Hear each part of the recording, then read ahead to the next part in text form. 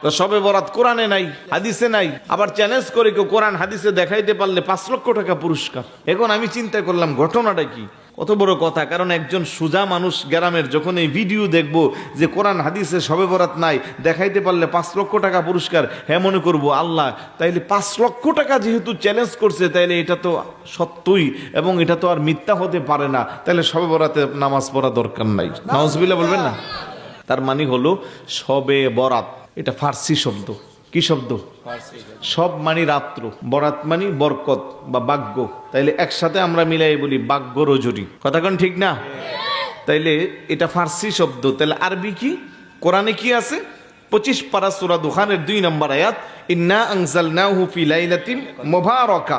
লাইলাতিন মুবারাকা I লাইলাতিন নিসফি মিন শাবান। পৃথিবীর সমস্ত তাফসিরে দেখবেন লাইলাতিন মুবারাকা মানে লাইলাতিন নিসফি মিন শাবান। বলে হাদিসে কি আছে? হাদিসে আছে লাইলাতুন নিসফি মিন শাবান। আচ্ছা, এখন একটু খেয়াল করেন তাদের থিওরিটা কিভাবে আপনাকে আমাকে ধোঁকা দিচ্ছে।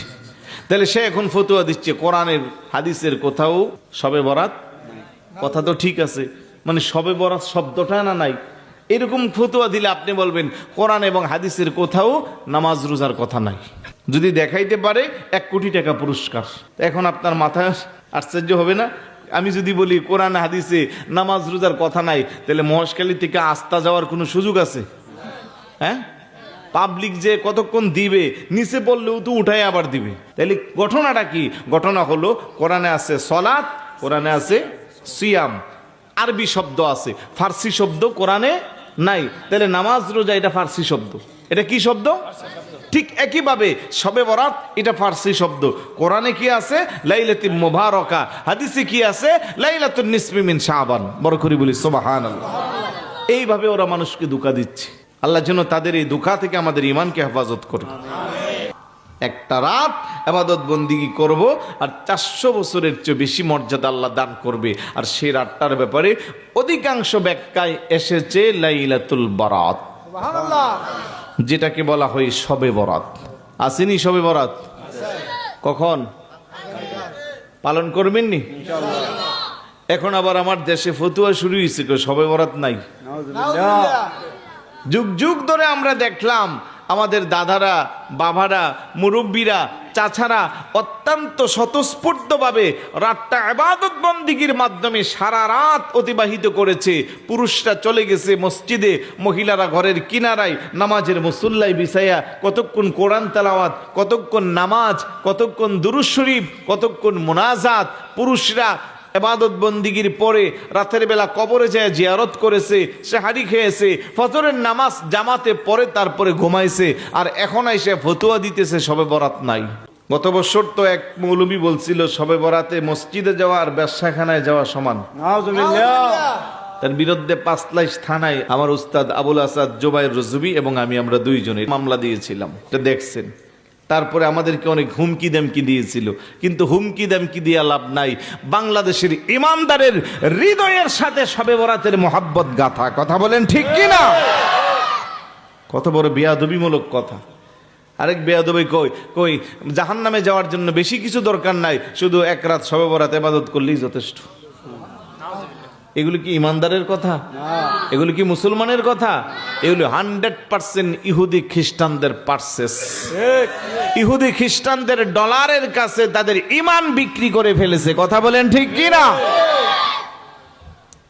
মুসলমান ইবাদত বন্দেগীর মাধ্যমে অতিবাহিত করবে। আরে যে মানুষটা পুরা সপ্তাহ নামাজ পড়ে না, সেও দেখবেন শবে বরাত আসলে তার মনটা নরম হয়। রাতের বেলা গত 1 বছরের গুনাহ যেন আল্লাহ মাফ করে, সামনের দিনগুলোতে যেন তার জন্য ভালো কিছু বরাদ্দ রাখে। সেও যাইয়া চোখের কিনারায় পানি দিয়ে আল্লাহর কাছে ফরিয়াদ করে না? আর আল্লাহর কুদরতি কদমে একটা সিজদা দেওয়ার ভ্যালু কত বেশি। সিজদাতুন ওয়াহিদাতুন খায়রুম মিনাদ দুনিয়া ওয়া মা ফিহা। বান্দার একটা সিজদা আল্লাহর কাছে এত বেশি মূল্য, আসমান আর জমিনের মাঝামাঝি যত সম্পদ আছে সব যদি এক পাল্লায় রাখা হয়, আর ইমানদারের একটা সিজদাকে যদি এক পাল্লায় রাখা হয়, ইমানদারের সিজদার মর্যাদা আল্লাহর কাছে বেশি। সুবহানাল্লাহ। এমনিতেই মানুষ নামাজ পড়ে না, আর ফতোয়া দিয়া মানুষকে নামাজ থেকে দূরে সরাচ্ছে। রমজান মাস আসতেছে, আরেক দলের মাথা গরম হয়ে যাইতেছে, তারাবি 20 রাকাত না 8 রাকাত পড়লে হবে। চ্যাংরা পোলাপাইন স্কুলে পড়ে, কলেজে পড়ে, ইউনিভার্সিটিতে পড়ে, দেখবেন 8 রাকাতের পরে পিছনের 2-3 কাতার খালি। কারণ ওরা তো শর্ট ইসলাম পছন্দ করে। জমুক হুজুর, তমুক হুজুর, অমুক শায়েক, তমুক শায়েক ফতোয়া দিছে তারাবি 8 রাকাত পড়লে হবে। এখন ওরা বলে না, পড়তে পারলে তো আরো ভালো, চাপে বইরা যেহেতু পড়তে হয়, তাহলে 20 রাকাতের জায়গায় 8 রাকাত হইলে মন্দ কি? এইভাবে ইসলামটাকে শর্ট করতেছে। জুমার 2 রাকাত ফরজের আগে 4 রাকাত কাবলাল জুম্মা আছে না নাই? তারপরে আবার 4 রাকাত বাদাল জুম্মা আছে না নাই?